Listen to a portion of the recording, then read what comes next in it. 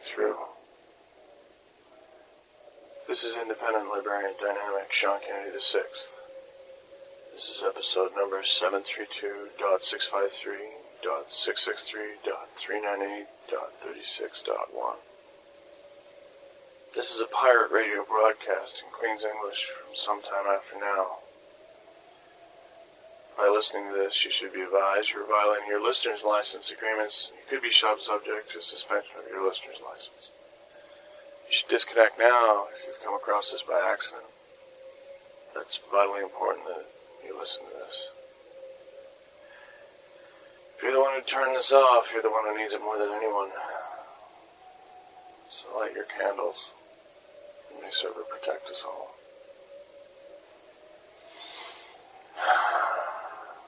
What do you say to ghosts who died before you were born?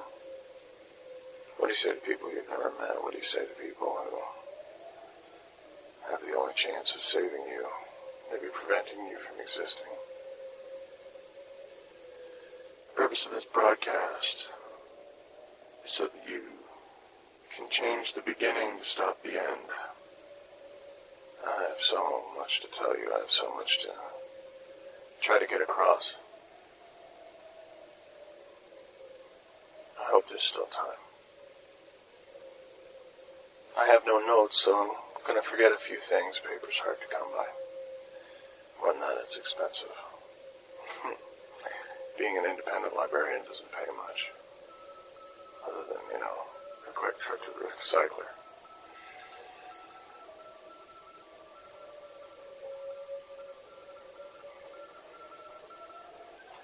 I don't know what time it is right now.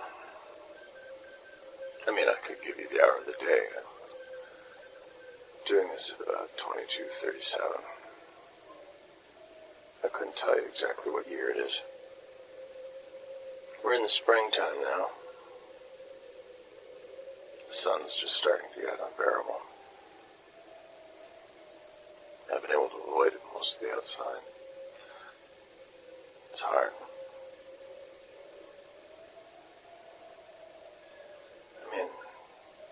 How do I tell you what's going on now? How do The only way to do it is to try to start from the beginning, if I can ever find out where the beginning is. If I can find out where the beginning is, maybe we can stop the end. Maybe it can't be stopped. But, gotta try. You always gotta try. I suppose the beginning was, Y2K. It's famous Y2K. Everyone said that the world was going to end. Everyone said that everything was going to go sideways. And it did. The world did end with the year 2000. It's just nobody noticed. Maybe no one cared. We were too distracted by everything going on around us. We were too distracted by our own lives. But the idea is that maybe somehow, some way, everything was going to be okay if we could just change the channel. Big wake-up call came on September 11th. The famous 911 of 2001. That was the real start of it all. That was, it would have come otherwise, but I guess that was the thing that really put it into perspective. See, at that time, there was terrorist action. They crashed these planes into these two massive towers. They weren't arcologies, but they were big for the time. They were in New York, where now the East Pac Mecca now stand. Anyway, the towers crashed down, killed a lot of people, a lot of innocent people. It shocked the whole world. Up until that point, the United States was this untouchable, unbreakable thing.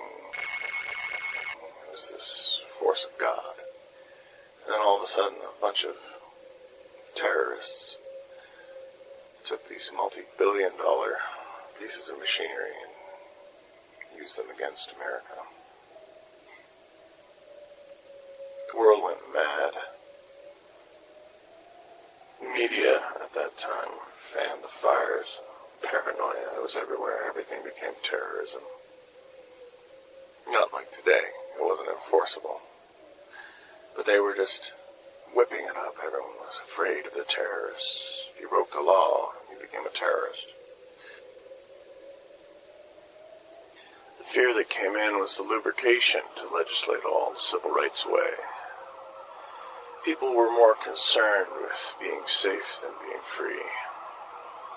The Homeland Security Act was passed, allowing the government to have absolute power. If you were even antisocial, you were a terrorist. At that time, there was a distinction in criminals. There was hackers, and computer crime. Apparently there was a bunch of terms for them. It was a hacker. I think there was a cracker as well. There's a couple other ones too. There was one involving the phones, which I can't remember. I don't think it's hacker though. Anyway, the Homeland Security Act was the first step in blanketing all of it away, making it all one big happy family of crime. It starts to get a bit fuzzy after that. Time wasn't copywritten at that time, but it was education, misinformation, everything is kind of a little bit sketchy. We don't know what's really happening. But we know after that all the guns were outlawed in North America. Only the military, only the police had guns. Everyone was talking about safety again. It was all for the safety. Safety of children, safety of this, safety of that. But they never learned from history. It happened before. It happened with Hitler. It happened with the Nazis. It happened time and time again. Every time an empire starts to really dig its heels in, just before they do, they take away all the guns. That's when alternative weapons really hit the mainstream. Swords came back with a vengeance. Martial arts were vilified in the press and the media of the day. Oh, you're learning martial arts? Why? Do you want to hurt people? That's amazing. Anything that could be used to protect yourself was vilified. And we took it. Oh yeah, we took it.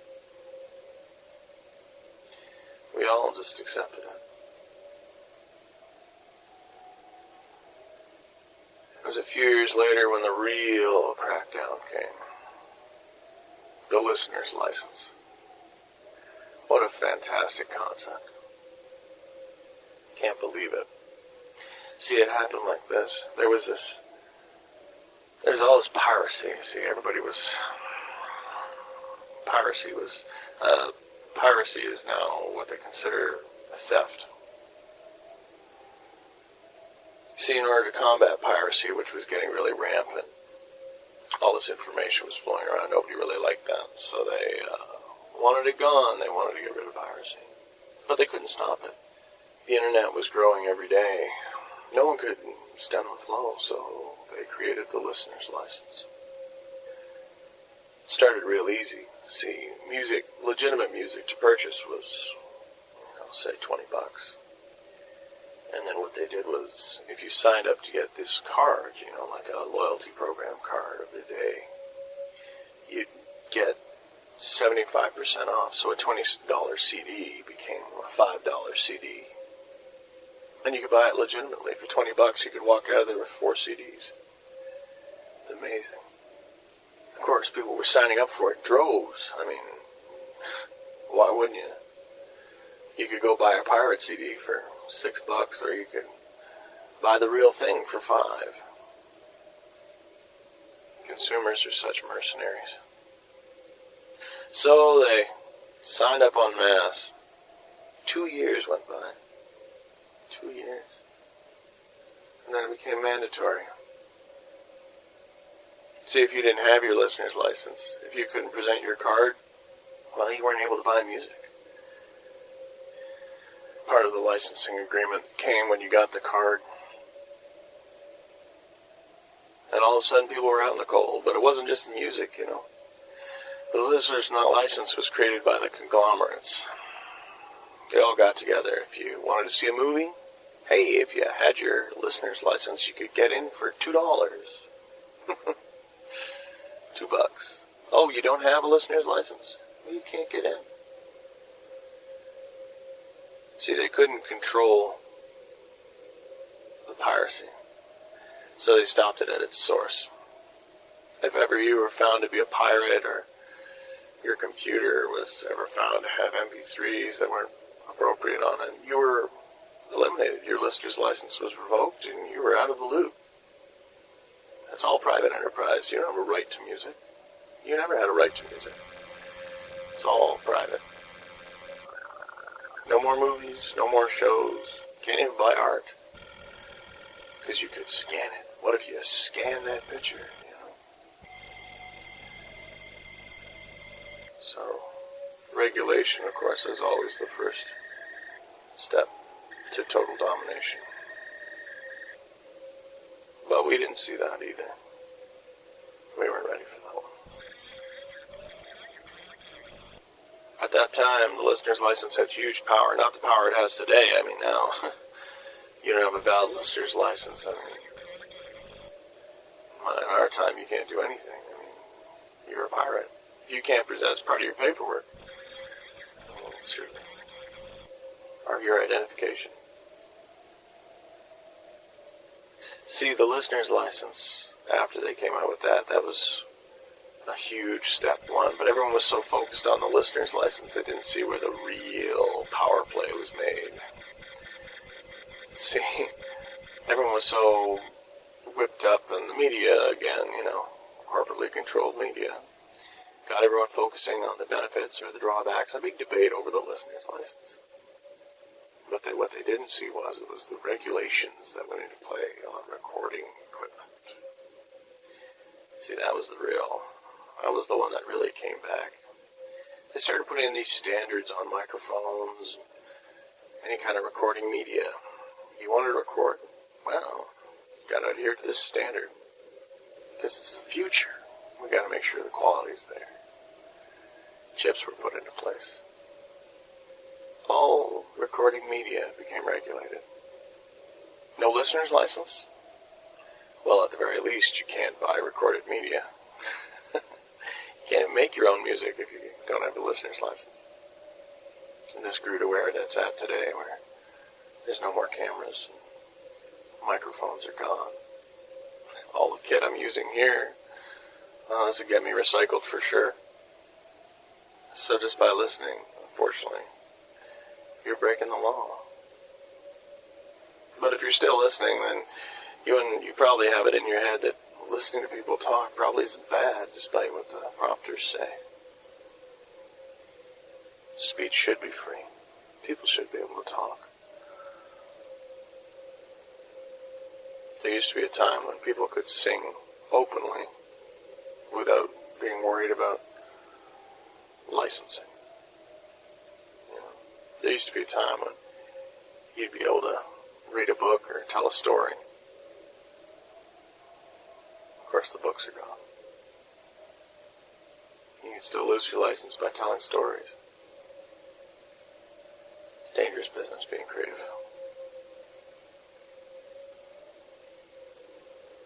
There were a few who knew the dangers that come from that listener's license. There were a few who caught on. But just as, you know, the joke was starting to get up, the impossible happened. The Asian War. Oh, man. Well, the beginning of it didn't actually start in Asia. It started in the Middle East. There's a whole lot of information that nobody gets. You know, no one knows who started it. It was Israel, or apparently there was a country called Pakistan and Palestine and a bunch of other ones. No one knows who started it. Most destructive conflict, man-made conflict the world had ever seen. See, what happened is that one day, out of the blue, someone set off a bomb. thermonuclear device. It was a big one. There's different end-chaining reports. People, they said it was anywhere between 1 and 5 megatons. I've heard people even say it was 8 megatons. It went off. And all the Middle East was caught in this big firestorm. People were still watching television when the other bombs went into the air. Missiles, huge. Maybe they were launched when the bomb was coming, but altogether something like 13 nuclear bombs went off. The government had satellites in space to try and stop this very thing. They hit them, They shot them with these lasers, I guess, from the satellites. But of course, everybody knows that they had these lasers in space, so the bombs were armed once they left airspace. That was it. They were armed, and when the lasers hit them, well, they just detonated in the atmosphere. Right in the ozone layer. And despite what anyone tells you, that's the truth as to how we lost it. Nobody knew it was going to happen. Nobody knew that would have been the great cataclysm. Our great achievement of technology. We were all scared the nukes were going to kill us all. We just didn't know how they were going to do it. The bombs that went up and the ozone layer started a chain reaction. Burned off 95% of our ozone layer. I heard a stat. Somebody said it was 95%. Other people say it was 50%. 40%. I don't know. But with those bombs flying around. See, because everything was regulated. All the knowledge was regulated. The real killer of it all is that they didn't tell us. They never told us that the ozone layer was gone. And then the people started to die. The Great Plague.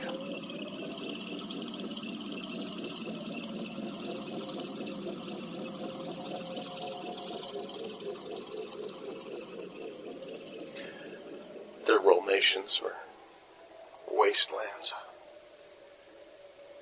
Some people would go out in the mornings and they just die. Right there in the fields.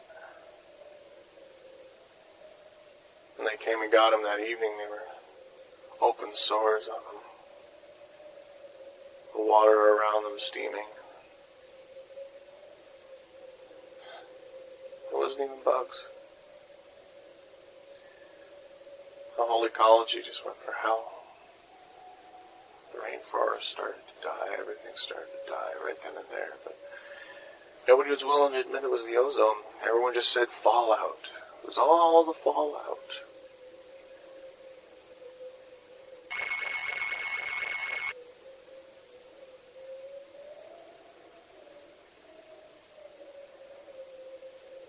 It was right then and there that America cut the guts out of the gas nations of the Middle East.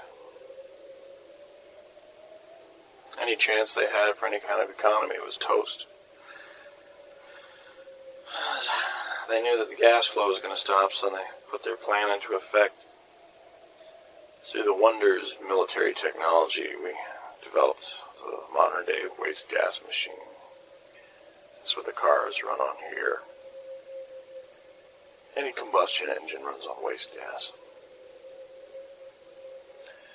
Waste gas is gasoline made from any kind of organic substance. I don't know the chemistry or the science behind it. You take anything organic, essentially, especially any kind of meat, put it in here, and it makes fuel. They were used for tanks and whatnot. So conversion kits were selling like hotcakes. Everyone was putting these things out. Motorcycles went through the roof. Everyone was using a bike. Which was funny. You'd think that having bikes all that time would have been great, but we didn't have the ozone layer, so people had to drive around in these armor-clad, spacesuit-looking things.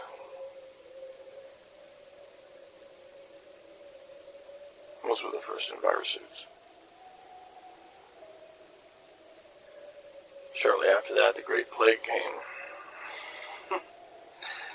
This was a combination disease, the Great Plague. The Great Plague. Even today, they're still fighting over what it was. What is the Great Plague? What is that?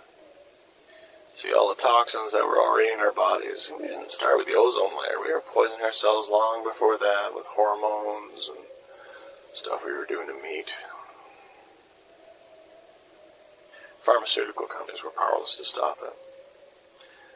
I mean, they claimed everything from food being tampered with to terrorism to fallout. Blame it on the fallout. And it really kicked it on the organic growers too, because they weren't keeping with technology. Organic food went on a total dive. Of course, with the ozone layer gone, demand for food was like never before. The first dome farms were starting to be built, but it was never enough. And that's when they started giving us scraps. See if I can remember what that stands for now. What is it? I think it's a synthetically created ration provision, or a rationed provision. Scraps. Yeah, generic food for the masses. The only thing that it was said it was made out of was consumables. Consumables for consumers. Once upon a time, you used to be able to grow apples in your yard. Without any licensing or regulation, you could just grow an apple tree. Not anymore. I can't remember the last time I had a meal that wasn't out of a bag.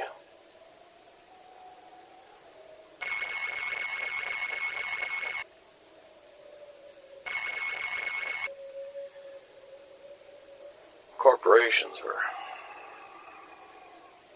cleaning up. But the plague going through the United States, 50 million people died in 4 years. Between the sun and the disease. And that was when the first burning booths went out. It was a sanitation thing. Stuff the bodies in, burns it down to its base chemicals, and you get the $1.86 worth out of a little slot on the side. Huge lineups of people. Trucks. Stacked high with as many bodies as they could find. Just waiting to cash them in. You could make $100 a day if you worked 9 hours burning bodies. With the cash incentive, the streets got clean pretty fast.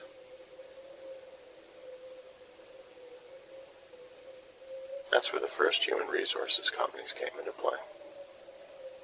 That's where they got their startup cash. Burning bodies of the dead, killed by the plague.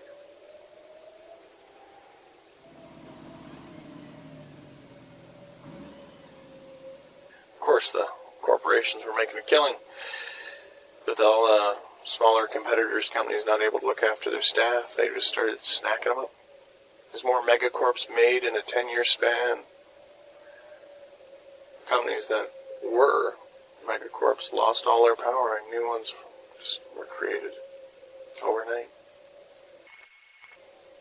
People who did know the ozone were gone. Well, the first arcologies are made. Towers, glass and steel, protect us all, keep us all safe, provided you were employed. If you were employed, you got to live in the arcology. You got to use their filtration system. Oh yeah. And you take part of their company's licensing. Oh, always the concern with licensing. Of course, now entertainment had taken a far more sinister tone. Everything was war. Nobody even knew how to stop it. Nobody knew what to... So the entertainment reflected that. They started filming basic training, sending in camera crews with special forces team. War, live and direct. Filming people getting shot. Filming the fallout. It's great TV. They had sport, nationalism, hatred, and a feeling of superiority, all bred into one convenient primetime special.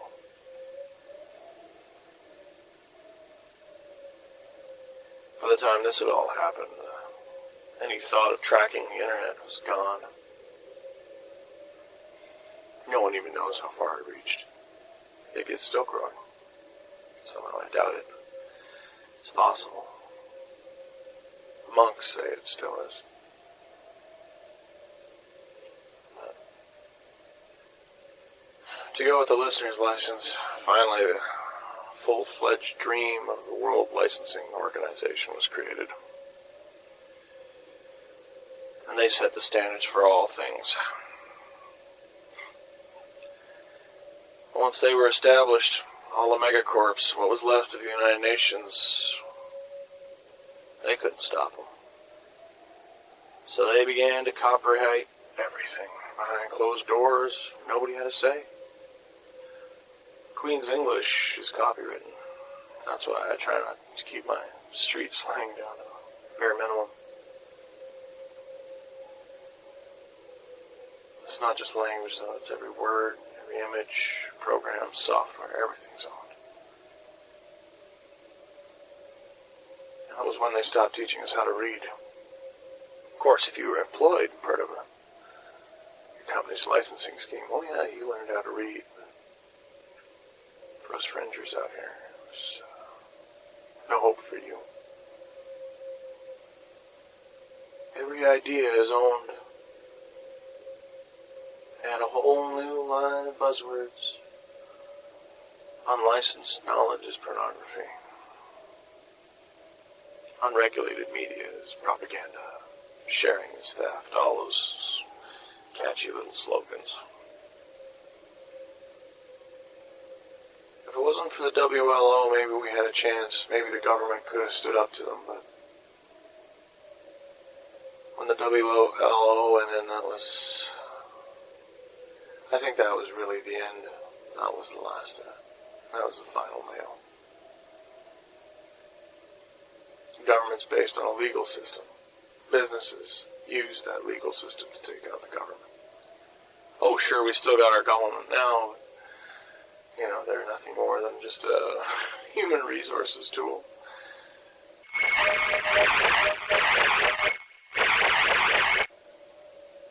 Keep the fringers out. Cities turning into wastelands, everybody moved indoors. The sun was killing anyone left outside. But like all survivors, we found a way to adapt. Mostly just walking around with layers and layers and layers of clothing like the nomads in the desert used to do. I try to imagine what the cities looked like at that time. I try to imagine what it must have been like. These huge, bleached out, white sheets of concrete and tinted glass. Occasionally individuals scuffling quickly out of doors. Cars with tinted glass. Slowly going up and down the streets. Occasionally someone would fall over, start having convulsions. They'd barely even stop moving before a truck would show up and 5 Bedouin-looking types would jump out and throw the body still twitching in the back of the truck. The guy was worth $2 to him dead. There's no reason to try to save him.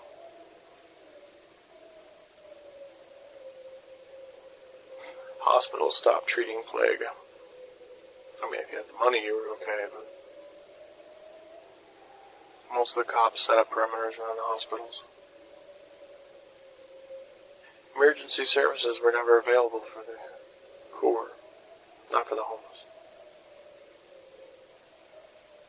Of course, with the licensing regulations,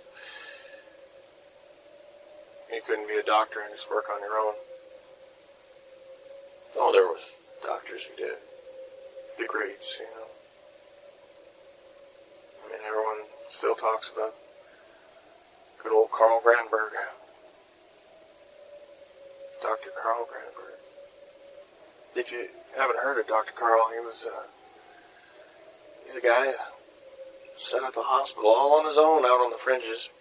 Well, that was the early stages of the fringes. I mean, before our colleges really nailed down what the fringes were. He went to the outskirts. I think it was Chicago at that time. Anyway,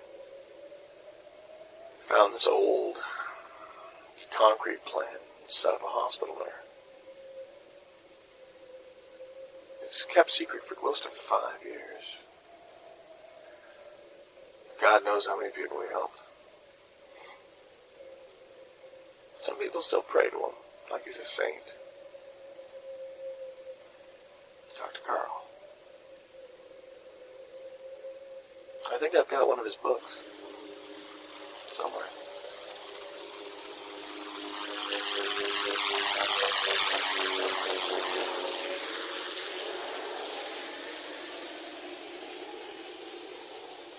But the Middle East and everybody ripping each other off. Eventually, of course, well, they ran out of people. And it just turned into a wasteland. And that was when China moved in. They just marched right in there, sent their troops into toxic spills so bad. But China kept sending their troops in. The Big Red Machine. That was when America really got scared. See, they could use media to get the populace, the ones who mattered, behind them. It was big business war. So now, with the scare of the Big Red Machine, people were volunteering to stop that. They had an enemy, finally, someone, not just these specific little groups. Any human rights for the soldiers went out the window. Biomedical experimentation, super soldier serums, genetic modification, DNA modification. It was all the order of the day. Thousands and thousands and thousands of these bright-eyed, bushy-tailed 19-year-old kids were strapped down onto cold laboratory tables and jacked with God knows what.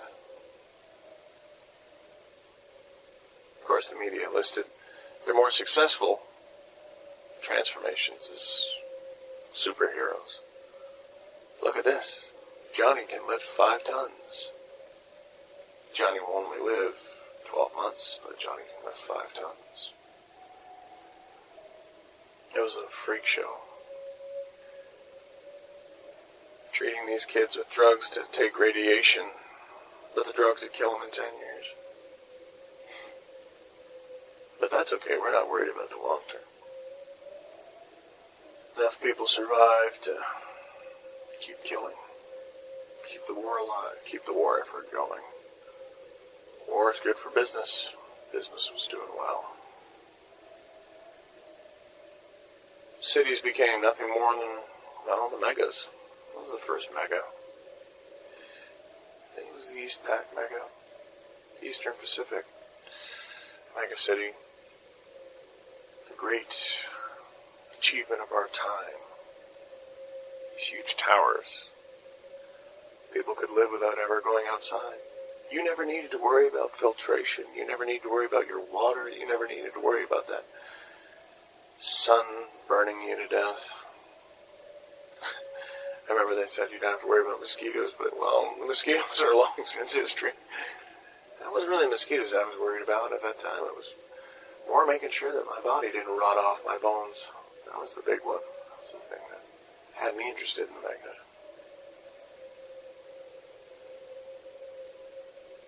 Then, even at that time, with the first megas going up, they never admitted, they still would not admit that the ozone layer was gone. It was still fallout. Still fallout.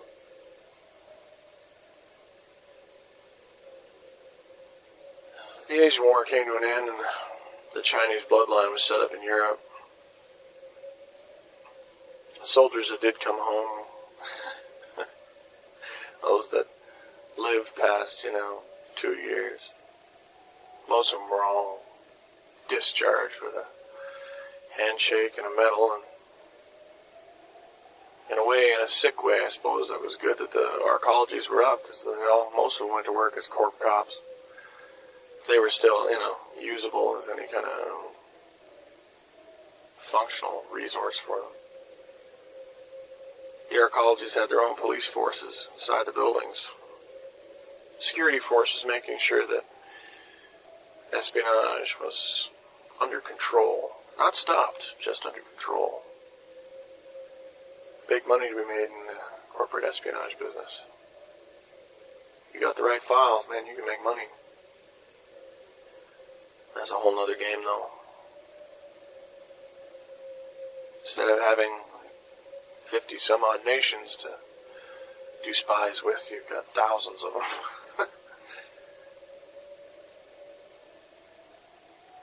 A lot of the soldiers that came back were modified to be able to live in that kind of radiation.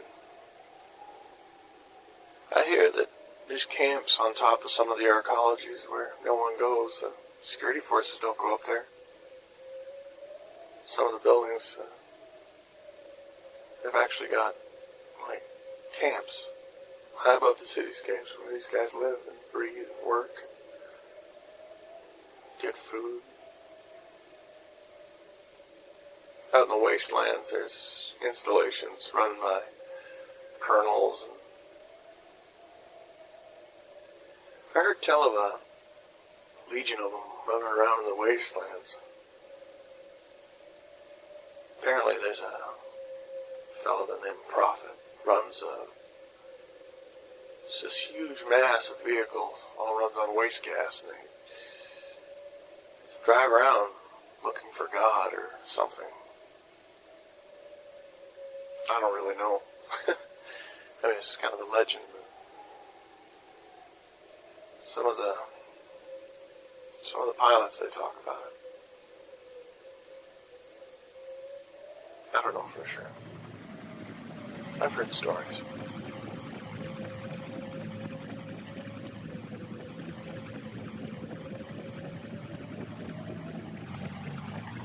It's kind of ironic.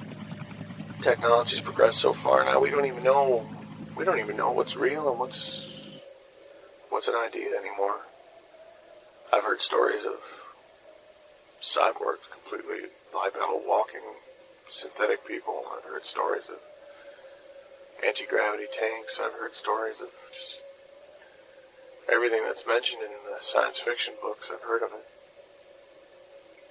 But there's no way to confirm who has what technology, because all of it's locked down now. Nobody knows who's got what. It's ironic that in a time when technology is so strong, there's so many people who still have no idea.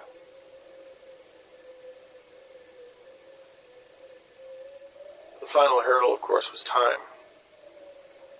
I got conquered just a few years ago, I guess. I mean, I can't say for sure. I've got no data. Just what I hear.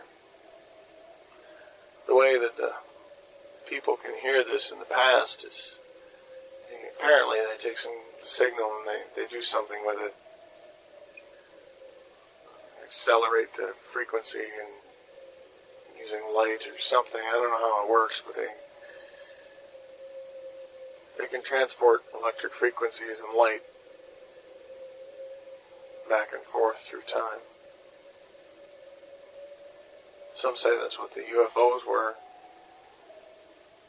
I don't throughout history was people in the future throwing these bright balls of light back in time. But I don't know if we can do more than that. I don't know if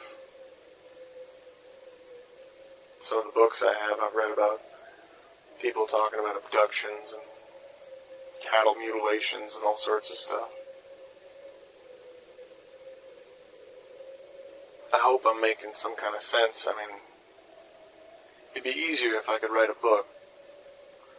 You know, I could just tell you what's happening. Of course, well, books, writing a book. I don't know why we call them books anymore. Writing a book. What are you doing reading a book? Everything's all on tablets now. There's no books or currency now, especially on the fringes. Hard currency. You got technical manuals, anything like that. You can train that for a lot of scrap, man. Books can keep you alive. I guess if I were to just say to heck with it and stop being a librarian, I could probably wouldn't have to worry about eating for a couple of years. What do you got at the end of it, though? I mean, there's nothing to rebuild. See, books are recycled. They use the material for whatever they can. It's hard to regulate a book. You see, you can't see who reads it. There's no licensing agreement in the table of contents. You just open the page and begin to read. It's the strength of books. That's what terrified them. Paperless age.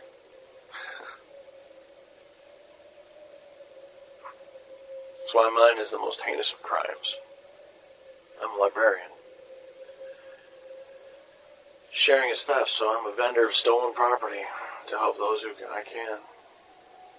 I'm not ashamed to say that I have taught 42 people how to read Queen's English. I can't speak any other languages. I'd like to learn though.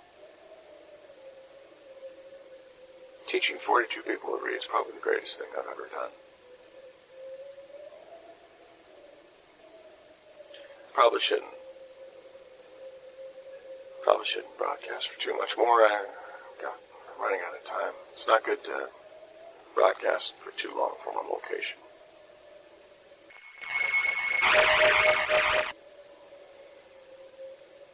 Oh, the cops don't really care that much about murder or open gunfire, provided it's not too near the arcologies. But if the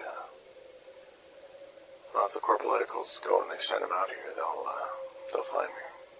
Cops here exist as shock troops only. I mean, the actual governmental police.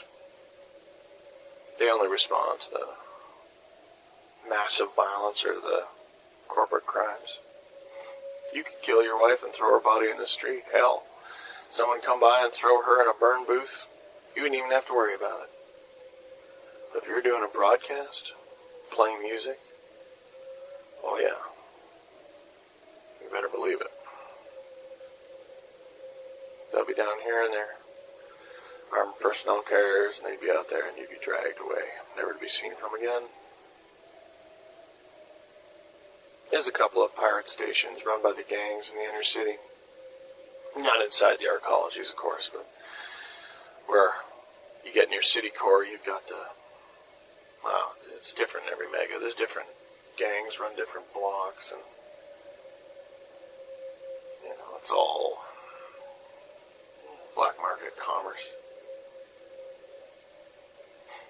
Commerce, that's another thing. I got so much to tell you about it, I just can't. I don't know how I'm going to get it all in.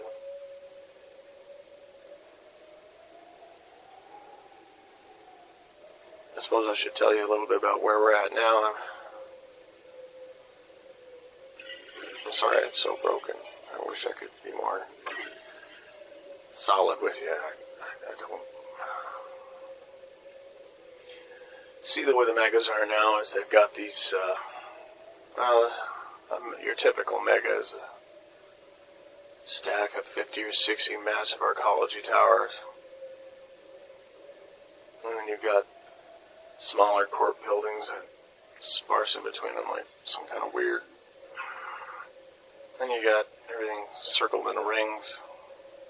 Because of what I do, I'm able to get inside the arcologies, but that's a whole other story. But just on the outside, on the inside, you've got corporations running these private little cities. Unbelievable stuff that goes on there.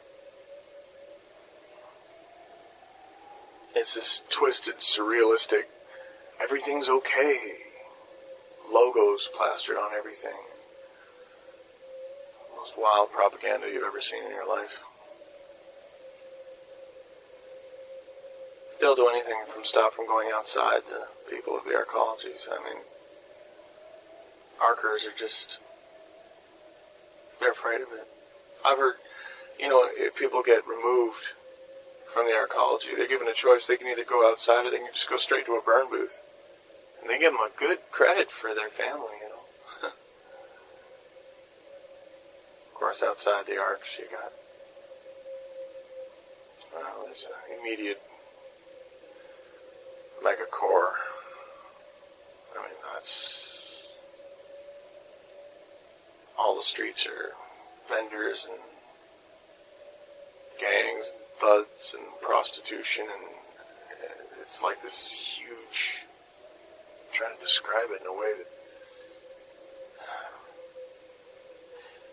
it's an area of sound and fury and sex and noise and explosions and desperation. Always desperation everywhere. You feel it clawing at your eyes. Getting a bit further out on the fringes, it gets a little easier. Areas that used to be neighborhoods and trash piles. There's a few neighborhoods left, mostly ex-gated communities taken over by independent policing communities. People trying to survive, And then in the far fringe, that's where all the wreckage is put. They just take the waste from the arcs and the inner communities and they run them with the trash decks out to the fringe and dump it. Most people out here have, then we all live in cars. Most of them don't run anymore. We're on foot a lot of the time. Try to stay down during the day. Go out mostly at night. Even with the sunscreen, it doesn't really help. Apparently they used to make sunscreen as sunscreen was a lotion. Today there's actually a fabric called sunscreen. The arcs use it on their windows, and if they have an outdoor function, they'll go and they'll put the sunscreen up so that it's huge sheets of the stuff. That's worth money. If you can get sunscreen, well, you can trade that for just about anything out here. Big bucks. Big bucks for sunscreen.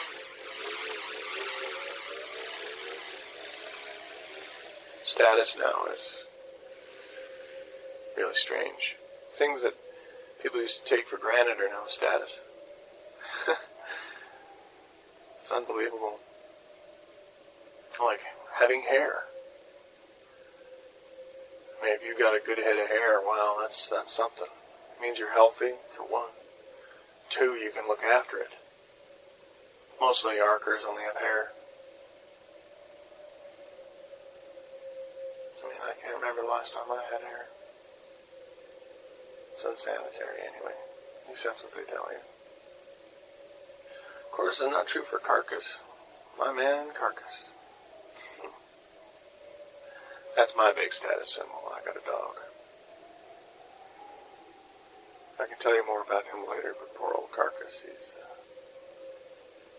I don't know if you can call it hair. That's what happens when a military gen jokes you. Kind of run out of things to say right now. So much more I've got to give you. I just wanted to give you a heads up. I'll talk to you soon. I should get going. Been here for too long. This is independent librarian, dynamic Sean Kennedy VI, broadcasting from a 1960 Plymouth Fury at an unknown grid. Please help me.